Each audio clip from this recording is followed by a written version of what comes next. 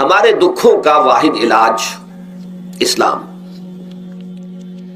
دیکھیے انسانی زندگی میں دکھ اور سکھ ان کا چولی دامن کا ساتھ ہے، دکھ بھی ہے سکھ بھی ہے، سردی کے ساتھ گرمی بھی ہے، نرمی کے ساتھ سختی بھی ہے۔ ان مع العسر یسرا ان بعد العسر یسرا، یسر کے ساتھ عسر ہے، عسر کے ساتھ یسر ہے۔ لیکن انسان نفسیاتی طور پر متاثر جو ہوتا ہے زیادہ، وہ تکلیف سے ہوتا ہے، دکھ سے ہوتا ہے۔ خوشی آتی ہے تو وہ ایسے گزر جاتی ہے، اس کا وقت کا بھی پتہ نہیں چلتا، گزرتے ہوئے بڑی تیزی کے ساتھ وقت گزر جاتا ہے۔ لیکن غم کا معاملہ ہو جائے تو ایک ایک لحظہ جو ہے وہ بڑا کٹھن ہو جاتا ہے، بڑی مشکل سے گزرتا ہے۔ تو انسان کے احساسات پر زیادہ جو اثر آتا ہے وہ دکھ کا آتا ہے۔ بعض فلسفے دنیا میں ایسے ہیں کہ جنہوں نے اس دکھ، خاص طور پر جو حساس انسان اس کو محسوس کرتا ہے، اس کے اعتبار سے یہ کہا ہے کہ دنیاوی زندگی نرا دکھ ہی دکھ ہے۔ آپ کو معلوم ہے کہ تعداد انسانوں کی بہت بڑی تعداد ہے جو بدھ مت کی پیروکار ہے، اور بدھ مت کا کلمہ طیبہ یہ ہے، یعنی یہ ان کا اصل الاصول ہے، جیسے ہمارے دین کا اصل الاصول ہے لا الہ الا اللہ محمد رسول اللہ، کلمہ طیبہ۔ ان کا جو کلمہ طیبہ ہے وہ یہ سروم دکھم، سب دکھ ہی دکھ ہے، سب مصیبت ہی مصیبت ہے۔ انسانی زندگی جو ہے وہ تو صرف دکھوں سے اور تکلیفوں سے عبارت ہے۔ اسی کو غالب نے بھی کہا ہے، آپ نے یہ شعر بھی غالب کا میں نے بہت سے دروس میں سنا ہوگا کہ قید حیات و بند غم اصل میں دونوں ایک ہیں۔ یہ قید حیات ہے، ابھی آپ حدیث سن رہے تھے، اب دنیا سجن المومن، مومن کے لیے یہ دنیا کی زندگی جو ہے جیل خانہ ہے، یہ قید ہے، قید حیات۔ جیسے جیل میں آدمی اپنی مرضی سے نہیں جاتا، بھیجا جاتا ہے، اپنی مرضی سے نہیں نکلتا بلکہ نکالا جاتا ہے، اسی طرح لائی حیات آئے قضا لے چلی چلے، اپنی خوشی سے آئے نہ اپنی خوشی چلے۔ تو دنیا کی زندگی جو ہے وہ واقعتاً ایک اعتبار سے قید خانہ ہے۔ قید حیات و بند غم اصل میں دونوں ایک ہیں۔ جب تک یہ زندگی رہے گی غم بھی لگا رہے گا، تکلیفیں لگی رہیں گی، مصائب آتے رہیں گے، انسان کو دکھوں کا سامنا رہے گا، واسطہ رہے گا۔ موت سے پہلے آدمی غم سے نجات پائے کیوں؟ ظاہر بات ہے جب تک زندگی ہے تو غم ہے، تو موت سے پہلے نجات نہیں مل سکتی۔ اگرچہ اس کے بعد کا اگلا مرحلہ جو ہے، جو حقیقت کو جاننے والے ہیں وہ تو جانتے ہیں کہ اس کے بعد تو غم کا اور بڑا کڑا مرحلہ آنے والا ہے۔ اب تو گھبرا کے یہ کہتے ہیں کہ مر جائیں گے، مر کے بھی چین نہ پایا تو کدھر جائیں گے؟ اگر اللہ ہمیں معاف فرمائے، اپنی رحمت اور مغفرت سے ہمیں ڈھانپ لے، جیسے کہ حضور نے فرمایا الا یتغمدنی ربی برحمتہ، حضور نے فرمایا کہ کوئی انسان بھی محض اپنے اعمال کی بنیاد پر جنت میں نہیں داخل ہو سکے گا جب تک کہ رحمت خداوندی دستگیری نہ کرے۔ کسی صحابی نے بڑی ہمت کی، بڑے جرأت کا معاملہ کیا، پوچھ لیا کیا حضور آپ بھی؟ ظاہر بات ہے آپ بھی انسان ہیں، آپ بھی بشر ہیں، قرآن مجید میں کہلوایا گیا ہے وَإِنَّمَا أَنَا بَشَرٌ مِثْلُكُمْ۔ تو اگر آپ کہتے ہیں کوئی انسان جنت میں داخل نہیں ہو سکے گا محض اپنے اعمال کی بنیاد پر جب تک کہ رحمت خداوندی دستگیری نہ کرے، تو کیا آپ بھی اس قاعدہ کلیہ میں شامل ہیں؟ آپ نے فرمایا ہاں میں بھی، الا یتغمدنی ربی برحمتہ، جب تک کہ میرا رب مجھے اپنی رحمت سے ڈھانپ نہیں لے گا میں بھی جنت میں داخل نہیں ہو سکوں گا۔ تو اس اعتبار سے اللہ تعالیٰ وہاں ہمیں بچا لے، لیکن جو وہاں نہیں بچایا گیا، اب ظاہر بات ہے کہ اس کے لیے جو مصیبت ہے وہ تو پھر دائمی ہے، ابدی ہے، دکھ ہی دکھ ہے۔ میں اس کی طرف زیادہ جانا نہیں چاہتا اس وقت، اصل میں میرا موضوع جو ہے وہ اس دنیا میں دکھوں کا علاج۔ اب اس اعتبار سے غور کیجئے، دکھ دو قسم کے ہیں۔ قرآن مجید پر جتنا میں نے غور کیا، دکھ ایک تو وہ ہے کہ جو ناگہانی طور پر آ جاتے ہیں، اس میں ہماری کسی غلطی کو دخل نہیں ہوتا۔ وہ کوئی آفت سماوی ہے، کوئی زلزلہ آ گیا ہے، ابھی آپ کو معلوم ہے بھوج جو قصبہ تھا گجرات سٹیٹ کا، انڈیا کا پورا ختم ہو گیا، اس میں بہت سے مسلمان بھی تھے۔ جب کوئی آفت سماوی آتی ہے تو وہ ظاہر بات ہے کہ پھر سب کے سب لوگ اس کی لپیٹ میں آ جاتے ہیں۔ زلزلہ آ گیا، یا کوئی اور طوفان آ جائے، جیسا کہ کئی مرتبہ آپ نے اخبارات میں پڑھا ہوگا، اس سال امریکہ میں بہت طوفان آئے ہیں، مشرقی ساحل پر بار بار طوفان آئے، وہاں بھی لوگ مرتے ہیں، وہاں بھی چھتیں اڑ جاتی ہیں، وہاں بھی تباہی جو ہے آتی ہے۔ تو اس حوالے سے ایک تو ہے وہ ناگہانی آفات، آفت ارضی ہو یا آفت سماوی ہو، زلزلہ ہے یا آفت ارضی ہے، طوفان آ گیا ہے، کوئی سائیکلون آ گیا یا آفت سماوی ہے۔ یا کوئی آسمان سے بڑا سا پتھر آ جائے. آپ کبھی کبھی اخبارات میں پڑھتے ہوں گے کہ ایک بڑی چٹان پاس سے گزر گئی, بہت بڑی خلائی چٹان جو ہے زمین کے قریب سے ہو کر گزر گئی, زمین بچ گئی, ورنہ اگر وہ زمین سے ٹکرا جاتی تو نہ معلوم کتنا بڑا یہاں پر تباہی کا معاملہ ہوتا. بڑے بڑے جو ہے شہاب گرتے رہے زمین کے اوپر, بڑی بڑی تباہیاں آتی رہی ماضی میں. تو ایک تو یہ ہے, اور ان میں بھی تقسیم کیجئے یہ ناگہانی تکلیف, ناگہانی مصیبت, یا کوئی آفت سماوی یا آفت ارضی, اس کی بھی پھر دو قسمیں ہو گئی. ایک وہ کہ جو افراد کو متاثر کرتی ہے انفرادی سطح پر. آدمی سڑک پر جا رہا تھا, پیچھے سے آ کر کسی گاڑی نے ٹکر ماری, گر گیا, ٹانگ ٹوٹ گئی. اب ظاہر بات ہے کہ اس میں اس کا کوئی قصور نہیں ہے, یہ اللہ تعالیٰ کی طرف سے بات آ گئی ہے. یا یہ کہ کوئی اگر اجتماعی سطح پر آیا, جیسا کہ زلزلہ ہے, یا جیسا کہ کوئی سائیکلون ہے, کوئی بڑا طوفان ہے, بہت بڑے فلڈز آ گئے ہیں. اس وقت بھی موزمبیق میں بہت بڑا فلڈ آیا ہوا ہے, ساؤتھ افریقہ میں, اور افریقہ میں پچھلے سال بھی بہت بڑا فلڈ آیا تھا, بڑی تباہی آئی تھی, آ رہا. تو یہ آفت سماوی یہ ظاہر بات ہے کہ اجتماعی سطح پر آتی ہے, بڑی بڑی مقدار میں, تعداد میں لوگ متاثر ہوتے ہیں, لاکھوں لوگ بے گھر ہو جاتے ہیں, ہزاروں آدمی مارے جاتے ہیں. تو پہلی شکل جو ہے دکھ کی, جیسا کہ میں نے عرض کیا, وہ ناگہانی دکھ, کوئی آفت ارضی, کوئی آفت سماوی, خواہ وہ انفرادی ہو خواہ اجتماعی. اس کے ضمن میں کیا علاج ہے؟ ظاہر بات ہے کہ اس کا علاج یہ تو نہیں ہو سکتا کہ آپ اس کو ختم کر سکیں. انگریزی کا ایک محاورہ ہے, what cannot be cured must be endured. جو چیز جو ہے جس کا علاج نہیں ہو سکتا وہ تو برداشت کرنی پڑے گی. بعض بیماریاں بھی ایسی ہیں, ڈائبٹیز ہو گئی ہے, شوگر کا مرض ہو گیا, ڈاکٹر آپ کو بتائے گا کہ بھائی اب یہ مرض جائے گا نہیں, اب آپ کو اس مرض کے ساتھ ہی اپنے آپ کو ایڈجسٹ کر کے اپنی غذا وغیرہ اس کے مطابق طے کر لیجیے, ورنہ یہ کہ یہ نہ سمجھیے کہ یہ مرض چلا جائے گا. تو what cannot be cured must be endured. لہذا ان آفت سماوی و ارضی, چاہے وہ انفرادی سطح پر متاثر کرتی ہوں انسانوں کو, اور چاہے اجتماعی سطح پر, اس کا تو علاج ایک ہی ہے. عربی میں بھی ایک محاورہ یہ ہے کہ کسی نے پوچھا تھا کہ بچھو کے کاٹے کا کیا علاج ہے؟ البکاء الی الصباح, رات کو اگر کاٹا ہے کسی بچھو نے تو روتے رہو صبح تک, یہ علاج ہے, اس کا اور کوئی علاج ہے ہی نہیں. تو جو چیز لا علاج ہے اسے برداشت کرنا. گویا کہ یہاں جو اصل شے ہوگی کہ دنیاوی آفات, ارضی و سماوی آفات, ناگہانی آفات, ناگہانی مصیبتیں, ان کے ضمن میں ہمیں ایسی شے کی ضرورت ہے جو ہمارے اندر برداشت پیدا کر دے, اس کو جھیلنا آسان بنا دے, ہم اس کی وجہ سے بجھ کر نہ رہ جائیں, ہماری ہمتیں جواب نہ دے جائیں, ہمارا ارادہ ختم نہ ہو جائے, ہمارا حوصلہ پست نہ ہو جائے, بلکہ برداشت ہو, جھیلنا ہو, تحمل ہو. ابھی بٹر صاحب کہہ رہے تھے اللہ تعالیٰ ذرا سا متحمل ہے. میں نے کہا یہ بہت غلط بات کہہ رہے, اللہ بہت متحمل ہے. وہ ذرا سا تو یوں سمجھیے کہ ان کے کہنے کے انداز میں یہ بات آ گئی, ذرا سا رحیم بھی ہے. نہیں, وہ بہت رحیم ہے, بہت متحمل ہے, بہت حلیم ہے. لیکن یہ کہ ہمیں یہ جو آفات سماویہ اور ارضیاں ہیں جو ہمارے اوپر آ جاتی ہیں اللہ کی طرف سے, ان کے ضمن میں ذہنی ایک ایٹیچیوڈ پیدا ہو جائے, سوچ کا ایک خاص رخ بن جائے, انسان کے احساسات ایک خاص طرز پر ڈھل جائیں, تو پھر ان کو برداشت کرنا آسان ہو جاتا ہے. اور وہ کیا ہے؟ وہ ہمارے ایمان کا لازمی تقاضا ہے.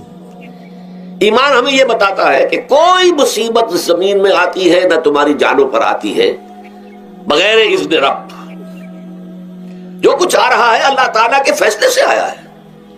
یہ کوئی اندھا بہرا مادہ نہیں ہے, یہ کوئی اندھا بھینسا نہیں ہے کہ اس نے آ کے آپ کو ٹکر مار دی ہے. نہیں, یہ تو سمیع اور بصیر, علیم و خبیر اللہ, اور حکیم اور قدیر اللہ کا فیصلہ ہے. لہذا یہ من جانب اللہ ہے, اس کو تم سمجھو کہ اللہ تعالیٰ کی طرف سے ہے. اور جب اللہ کی طرف سے ہے تو سورہ آل عمران میں فرمایا بیدہ الخیر, اس کے ہاتھ میں تو خیر ہی خیر ہے. یعنی بظاہر تمہیں محسوس ہوتا بھی ہو کہ یہ میرے لیے تکلیف دہ بات آ گئی ہے, تو اس کو یوں سمجھو کہ اس کا نتیجہ جو میرے حق میں نکلے گا وہ خیر ہوگا. فوری طور پر تو تکلیف ہے, مجھے اچھی نہیں لگ رہی, ناگوار ہے, لیکن نتیجہ اس کا خیر نکلے گا. جیسے بچہ بیمار ہے, ماں اسے دوا پینے پر مجبور کر رہی, کڑوی دوا ہے, وہ تو سمجھتا ہے مجھ پر بڑا ظلم ہو رہا ہے.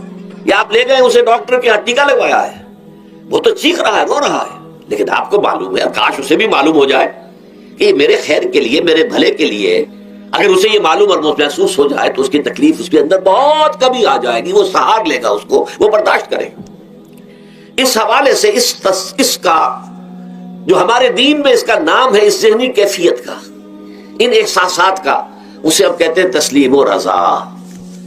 جو کچھ آ رہا ہے اللہ کی طرف سے آ رہا ہے، لہذا سر تسلیم خم ہے، اے اللہ ہم قبول کرتے ہیں، رضا، ہر حال میں تیری رضا پر راضی ہے، جو تیرا فیصلہ ہے ہمیں بصر و چشم قبول ہے، تسلیم و رضا۔ ہم بھی تسلیم کی خو ڈالیں گے، بے نیازی تیری عادت ہی صحیح، اللہ تو بے نیاز ہے، لیکن اے اللہ تو ہمارے لیے جو بھی تکلیف کا تو نے فیصلہ کیا، ہم تسلیم کی خو ڈالیں گے، عادت پیدا کر لیں گے اپنے اندر کہ ہر ساقی ماریخ عین الطاف است، کہ میرا ساقی میرے پیالے میں جو کچھ ڈال دے اس کا لطف و کرم ہے۔ یہ مقام رضا ہے، یہ ایمان کا ایک ایسا تقاضا ہے کہ جس کو ہم کہیں گے ایمان کی حلاوت، ایمان کی مٹھاس۔ اگر آپ کا منہ کڑوا ہو جائے تو آپ چینی کھاتے ہیں تاکہ منہ کا ذائقہ ٹھیک ہو جائے۔ اگر تکالیف کی وجہ سے، دکھ کی وجہ سے آپ کے احساسات کے اندر کوئی خرابی پیدا ہو رہی ہے، یہ جو مقام رضا ہے، یہ اس کے لیے قند ہے، یہ اس کے لیے چینی ہے، یہ اس کے لیے شہد ہے، یہ اس کی تلخی کو ظاہر کر دینے والی شیء ہے کہ اللہ تیری رضا پر راضی، راضی برضائے رب۔ اب اس کے ضمن میں سمجھیے، یہ تو اصولی بات میں نے آپ کو بتا دی، اس کی تین کیفیات ہو سکتی ہے، کیوں اللہ کی طرف سے یہ چیزیں آتی ہیں۔ سب سے پہلی شے ہے، اب وہ جو آیات میں نے سنائی تھی وہ سن لیجیے پہلے ترجمہ۔ سورہ تغابن میں فرمایا ما صاب من مصیبت الا باذن اللہ، دیکھو کوئی مصیبت تم پر نہیں آ سکتی، نہیں آتی مگر اللہ کے اذن سے۔ ومن یؤمن باللہ، اور جو شخص اللہ پر ایمان رکھتا ہو، یہدی قلبہ، اللہ اس کے دل کو ہدایت دے دیتا ہے، اس کے دل کو سکون عطا کر دیتا ہے، وہ راضی برضائے رب ہو جاتا ہے، اس میں شکوہ نہیں رہتا، اس میں شکایت نہیں ہوتی، اس میں تلخی نہیں ہوتی، کیوں ہو گیا، کیسے ہو گیا، کیوں ہو گیا، نہیں ہونا چاہیے، نہیں۔ یہ سارا جو پیچ آدمی کھاتا رہتا ہے نا، اندر ہی اندر وہ جو پیچ کھا رہا ہے، یہ سب پیچ سے نجات نہیں گئی۔ برو کشید سے پیچا کہ ہستبود مرا، چے اقدہا کے مقام رضا کشود مرا۔ یہ پیچ کھانا جو ہے، پیچا کے ہستبود، اس سے اللہ تعالیٰ نے مجھے نجات دے دی ہے مقام رضا کے ذریعے سے۔ کتنے بڑے بڑے عقدے میرے حل ہو گئے اس مقام رضا سے، چے اقدہا کے مقام رضا کشود میرا، میرے تو بہت سے عقدے اس سے حل ہو گئے۔ اس حوالے سے ایک موٹی بات تو یہ ہو گئی، لیکن اب اس کو تین حصوں میں تقسیم کیجئے۔ پہلی بات یہ کہ یہ اللہ کی طرف سے آزمائش کے طور پر آتے ہیں۔ آزمائش، میرا بندہ اس پر صبر کرتا ہے یا نہیں، یا میرے خلاف بکواس کرنے پر آمادہ ہو جاتا ہے۔ اللہ تو ایسا ہے، اللہ نے تو ہم پر کبھی کرم کیا ہی نہیں ہے، اللہ تو ظالم ہے، معاذ اللہ معاذ اللہ معاذ اللہ۔ کہیں ایسا تو نہیں، میرا بندہ جو ہے تکلیف کو جھیلتا ہے میری وجہ سے، یہ سمجھ کے کہ اللہ کی طرف سے آئی۔ یہ صبر جو ہے یہ بہت بڑی کامیابی ہے اگر انسان کو حاصل ہو جائے، اور اس صبر کے نتیجے میں دو اور باتیں پیدا ہوتی ہیں۔ یہ مضامین علیحدہ علیحدہ دروس کے اندر آتے رہے ہیں، لیکن آج ایک نئے عنوان کے تحت جمع ہو کر آ رہے ہیں۔ پہلی بات یہ ہوتی ہے کہ یہ امتحان کا نتیجہ کیا نکلتا ہے کہ آپ نے ایک امتحان پاس کیا تو آپ کے اگلے درجے میں ترقی ہو جاتی ہے۔ 5ویں کا امتحان پاس کر لیا نا تو 6ٹھی میں جائیں گے، اب 6ٹھی کا امتحان پاس کریں گے تو 7ویں میں جائیں گے، 7ویں کا پاس کریں گے تو 8ویں میں۔ درجہ بدرجہ انسان کی دینی، ایمانی اور روحانی ترقی کا ذریعہ یہ آزمائش بنتی ہے۔ جتنا اس میں صبر ہوگا، جتنا اس میں تسلیم و رضا جو ہے آپ حاصل کرتے جائیں گے تو آپ کے درجے بلند ہوتے چلے جائیں گے۔ آپ کا امتحان کڑے سے کڑا آئے گا، بڑے سے بڑا آئے گا، مشکل سے مشکل تر آئے گا۔ ایک وقت میں MA کا امتحان بھی آپ کو دینا ہوگا، ایک وقت میں ہو سکتا ہے PhD کے لیے تھیسس آپ لکھیں، پھر اس کے اوپر جو ہے ٹیم بیٹھی ہوئی اور آپ سے وہ بحث کرے، جرا کرے آپ سے، وہ بھی کرنا ہوگا۔ لیکن یہ کہ اگر پرائمری ہی میں فیل ہو گئے تو اس کا سوال ہی پیدا نہیں ہوتا کہ کبھی آپ MA کا یا PhD کا تھیسس بھی لکھیں۔ اور اسی کو دوسرے انداز میں کہا گیا ہے قرآن مجید میں، بولے یبلی المؤمنین منہ بلاء حسنا۔ اصل میں ابلا کہتے ہیں، بلا یبلو جو ہے عربی زبان میں آتا ہے آزمانا۔ خلق الموت والحیات لیبلوکم ایکم احسن عملا، یہی معنی ابتلا کے میں، ابتلا یبتلی آزمانا۔ ابلا یبلی جو آتا ہے باب افعال سے، اس میں آتا ہے کسی کو کسی تکلیف میں ڈال کر اس کو نکھارنا، کہ اس کا جوہر نکھر جائے، اس کے اندر جو خیر ہے وہ اور چمک جائے، لوگوں کو بھی معلوم ہو جائے کہ یہ شخص اس مقام کا اہل ہے، اس کے اندر یہ صلاحیت ہے، اس میں یہ قوت موجود ہے، تو یہ گویا کہ اہل ایمان کی صلاحیتوں کو نکھارنے کے لیے اور ان کے درجات کی ترقی کے لیے بھی اللہ تعالیٰ دنیا کے اندر یہ مصیبتیں اور امتحانات جو ہیں آزمائش کے حوالے سے افراد پر بھی اجتماعی طور پر بھی لاتا ہے۔ اور ایک اس کا اور بھی ہے، اہل ایمان پر اس طرح کے ابتلاء و آزمائش کی ایک نوعیت اور بھی ہے، اور وہ یہ ہے کہ جو بھی آپ سے غیر ارادی طور پر یا یہ کہ آپ نے کوئی گناہ ارادی طور پر بھی کر لیا، اللہ تعالیٰ اس کی سزا اسی دنیا میں دے کر آخرت کی سزا سے محفوظ کر دیتا ہے۔ گویا کہ اس سے بڑا خیر کیا ہوگا؟ یہاں کی سزا کیا ہے؟ جھیل لی آپ نے، بخار آ گیا، ٹانگ ٹوٹ گئی، چلیے 3 مہینے آپ بستر پر پڑے رہے نا، اور کیا ہوا؟ کچھ نہیں۔ لیکن یہ کہ آخرت کی سزا ملتی بہت عظیم ہوتی، لہذا کفارہ بناتا ہے اللہ تعالیٰ ان جو بھی گناہ ہو گئے ہیں، غلطیاں ہو گئی ہیں، ان کا کفارہ اللہ تعالیٰ بندہ مومن کے لیے، حضور کی ایک حدیث ہے، اس کا متن مجھے اس وقت یاد نہیں ہے، کہ مومن کا معاملہ عجیب ہے، اسے کوئی تکلیف پہنچتی ہے صبر کرتا ہے، وہ اس کے گناہوں کا کفارہ بن جاتا ہے، اور اگر کوئی خوبی ملتی ہے اس پر اللہ تعالیٰ کا شکر ادا کرتا ہے، اس کے درجات بلند ہو جاتے ہیں۔ تو یہ معاملہ جو ہے اللہ تعالیٰ کی طرف سے بندہ مومن کے حق میں خیر، کہ در حقیقت اس کے ان گناہوں کی پاداش کہ جو اس نے یہاں کر لیے ہیں یہی دنیا میں دے کر دھو دیا جائے، پاک کر دیا جائے۔ جیسے آپ کو معلوم ہے دھوبی جو ہے کپڑے کو بھٹی میں چڑھاتا ہے، گرم پانی میں ڈالتا ہے کہ ڈالتا ہے تاکہ اس کا میل نکلے، اس کے آگے پٹکتا بھی ہے ذرا اس کو تاکہ وہ میل اچھی طرح چھٹ جائے اس سے۔ اسی طرح اگر دنیا میں ہمارے میل چھٹ جائیں، دنیا میں اگر ہمارے گناہ دھل جائیں تو یہ بڑے نفع کا سودا ہے، بڑے نفع کا سودا ہے، بڑے نفع کا سودا ہے۔ اس اعتبار سے آپ غور کیجئے کہ اگر یہ حقائق ہمارے سامنے رہے تو کیا کوئی تکلیف دنیا کی ہمیں بھاری محسوس ہوگی؟ ہمیں تو بتایا یہ گیا ہے کہ عسیٰ ان تکرہوا شیئا وہو خیر لکم وعسیٰ ان تحبوا شیئا وہو شر لکم واللہ یعلم وانتم لا تعلمون۔ ہو سکتا ہے کہ تم کسی چیز کو ناپسند کرو، دراصل کہ اسی میں تمہارے لیے خیر ہے، تمہیں نہیں پتا، اور ہو سکتا ہے تم کسی چیز کو پسند کرو، دراصل کہ اس میں تمہارا شر ہے لیکن تمہیں نہیں معلوم۔ اللہ یعلم وانتم لا تعلمون، اللہ جانتا ہے تم نہیں جانتے۔ اس حوالے سے سپردم بدو مایا خیشرا تدانی حساب کم و بیشرا، اے اللہ، اس کو کہتے ہیں تفویض۔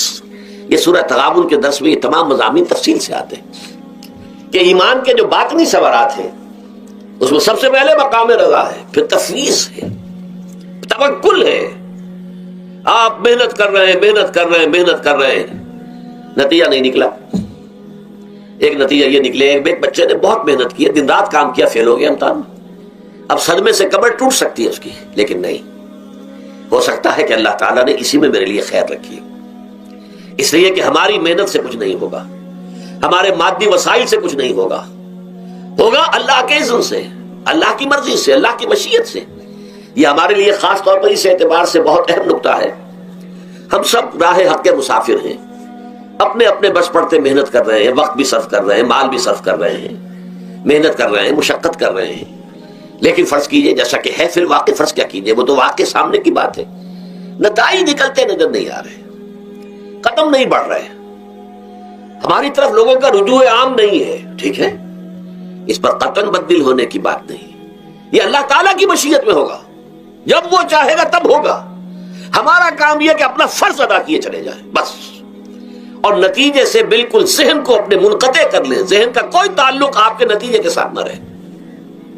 یہ جب تک کیفیت ہماری نہیں ہوگی، ہم اس راہ پر استقامت اور مدام اس پر محنت اور جد و جہد کرنا جو ہے وہ ہمارے لیے ممکن نہیں رہے گا۔ اس کے لیے میں اگر آپ کے سامنے رکھوں معاملہ کہ حضور صلی اللہ علیہ وسلم کے جو پہلے 10 برس ہیں، جب سے آپ کو آغاز ہوا ہے وحی کا، اس کے بعد سے پہلے 10 برس دن رات کی محنت، شدید مشقت، یہاں تک کہ اللہ بھی روک رہا ہے، نبی آپ اپنے آپ کو ہلاک کر لیں گے، لعلک باخع نفسک الا یکونوا مؤمنین، کیا آپ اپنے آپ کو اس صدمے میں ہلاک کر لیں گے؟ یہ ایمان نہیں لا رہے، اس قدر صدمہ۔